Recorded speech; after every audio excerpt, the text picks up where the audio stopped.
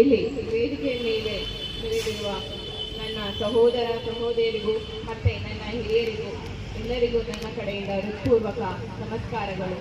ಇವತ್ತು ನಮ್ಮ ರೈತರ ಪರಿಸ್ಥಿತಿ ಹೇಗಿದೆ ನೋಡಿ. ರೈತ ದೇಶಕ್ಕೆ ಅನ್ನ ಕೊಡುವಂಥವನು, ಆದರೆ ಅವನು ಇವತ್ತು ನಡು ರಸ್ತೆಯಲ್ಲಿ ಉಪವಾಸ ಸತ್ಯಾಗ್ರಹ ಅಂತ ಮಾಡ್ತಾ ಇದ್ದಾರೆ. ವಿಪರ್ಯಾಸ ಏನು ಅಂದ್ರೆ ಯಾವುದೋ ಒಂದು ವಿಡಿಯೋದವರು ಬಂದಿಲ್ಲ, ಚರಿತ್ರದವರು. ಅದೇ ಯಾವುದೋ ಒಂದು ಸಿನಿಮಾದವರು ಅಲ್ಲಿ ಇಲ್ಲಿ ಏನೋ ಒಂದು ವಿಷಯ ಆಯ್ತು ಅಂದ್ರೆ ನೂರಾರು ಮೀಡಿಯಾ ಅಲ್ಲಿ ಹೋಗಿ ಕವರ್ ಮಾಡುತ್ತೆ. ಯಾಕಂದ್ರೆ ಇಲ್ಲಿ ಹೋರಾಟ ಅಂತ ಮಾಡ್ತಾ ಇರೋದು ನಮ್ಮ ಬಡ ರೈತರಲ್ವಾ, ಅದಕ್ಕೆ ಅವ್ರಿಗೆ ಇಲ್ಲಿ TRP ಸಿಗೋದಿಲ್ಲ, ಅದಕ್ಕೆ ಇಲ್ಲಿ ತನಕ ಅವರು ಬರೋದು ಗೋಜಿಗೆ ಸಹ ಹೋಗೋದಿಲ್ಲ. ಇವತ್ತು ನಮ್ಮ ರೈತರು ಎಲ್ಲರೂ ಅನ್ಕೊಂಡಿರ್ತಾರೆ ರೈತರು ಬಡವರು ಅಂತ. ಈ ದೇಶದಲ್ಲಿ ಯಾರಾದ್ರೂ ಒಬ್ಬ ಅತಿ ಹೆಚ್ಚು ಶ್ರೀಮಂತ ಅಂತ ಹೇಳಿದ್ರೆ ಅದು ರೈತ. ಇವತ್ತು ನೀವು ನೋಡ್ಬೋದು, 2 ಉದಾಹರಣೆ ಇದೆ, ವೇದಿಕೆ ಮೇಲೆ ಕೊಡ್ಬೋದು. ಒಬ್ರು ಉಪವಾಸಕ್ಕೆ ಸತ್ಯಾಗ್ರಹ ಅಂತ ಮಾಡ್ತಿದ್ದಾರೆ.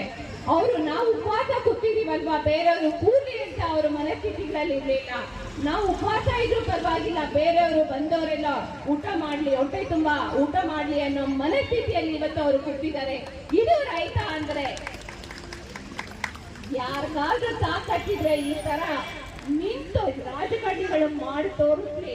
ಫಸ್ಟ್ ನಮ್ ಹೊಟ್ಟೆ ತುಂಬಲಿ, ಆಮೇಲೆ ಬೇರೆಯವರು ಹಾಳಾಗ ಹೆಂಗಾದ್ರೂ ಪರವಾಗಿಲ್ಲ, ನಮ್ಗೇನು ಅದ್ರ ಬಗ್ಗೆ ಯೋಚನೆ ಇಲ್ಲ ಅಂತ ಹೇಳ್ತಾರೆ. ಆದ್ರೆ ನಮ್ಮ ರೈತ ನಾನು ಹಾಳಾಗೋದ್ರು ಪರವಾಗಿಲ್ಲ, ನನ್ನವರು ಚೆನ್ನಾಗಿರ್ಬೇಕು ಅನ್ನೋ ಮನಸ್ಥಿತಿ ನಮ್ಮ ರೈತರದು ಇದೆ. ಇತ್ತೀಚಿನ ದಿನಗಳಲ್ಲಿ ನೋಡ್ಬೋದು, ಇನ್ಫೋಸಿಸ್ ತುಂಬಾ ಹೆಸರು ಮಾಡ್ತಾ ಇದೆ.